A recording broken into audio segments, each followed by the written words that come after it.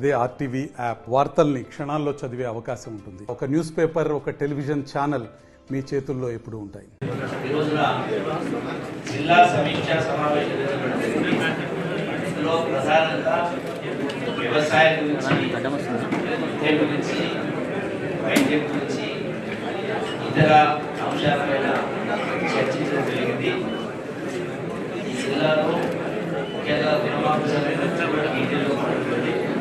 సంబంధించి కానీ ఇతర కానీ కొన్ని దాంట్లో టెక్నికల్ ల్యాబ్సెస్ వల్ల కొన్ని మిగిలిపోయిన వాటిని కూడా ఖచ్చితంగా గౌరవ ముఖ్యమంత్రి రేవంత్ రెడ్డి గారు చెప్పినట్టుగా 2 లక్షల రూపాయల రుణం ఉన్నటువంటి వాళ్ళందరికీ కూడా కుటుంబానికి ఒకరికి 100% మాఫీ చేయడం జరుగుతుంది.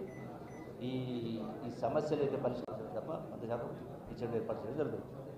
అట్లాగే విద్యకు సంబంధించి కూడా ప్రభుత్వ పాఠశాలల్ని కళాశాలల్ని బలోపేతం చేసి స్టూడెంట్ స్ట్రెంత్ పెంచే కార్యక్రమం చేయడం ఒకటి. అట్లాగే నాణ్యమైన విద్యను అందించే పద్ధతిలో, నాణ్యమైన భోజనం అందించే పద్ధతిలో అధికారులు కూడా ఈ సమీక్షలో స్పష్టంగా చెప్పడం జరిగింది, ఆదేశాలు కూడా ఇవ్వడం జరిగింది.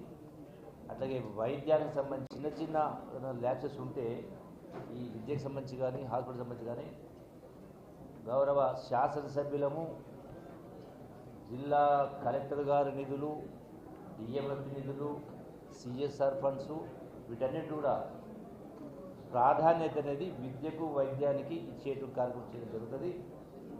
ఇంకొక అంశం కూడా పరిపాలన పూర్తి పారదర్శకంగా ఉండాలని చెప్పని కూడా ఆదేశించడం జరిగింది. సమీక్షలు కూడా నిత్యం అంటే ఫ్రీక్వెంట్గా సమీక్షలు చేసే కార్యం జరుగుతుంది.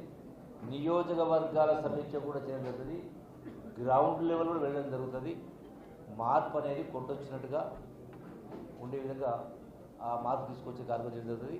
అట్లాగే జిల్లాకు సంబంధించినటువంటి టూరిజంకి సంబంధించి కావచ్చు, అట్లాగే ఇరిగేషన్ సంబంధించి కావచ్చు, వీటన్నిటిపైన కూడా ప్రజాప్రతినిధుల అభిప్రాయాలు చెప్పడం జరిగిందో, సమీక్షలో ఏమైతే దృష్టి రాతుందో వీటన్నిటిని కూడా జిల్లా ఇన్ఛార్జ్ పరంగా నేను, నాతో పాటుగా గౌరవ శాసనసభ్యులందరూ కలిసి ముఖ్యమంత్రి గారికి విజ్ఞప్తి చేసి ఈ సమస్యల పరిష్కారానికి చిత్తశుద్ధిగా వీళ్ళని త్వరలో వాటిని పరిష్కరించే ప్రయత్నం చేస్తాం.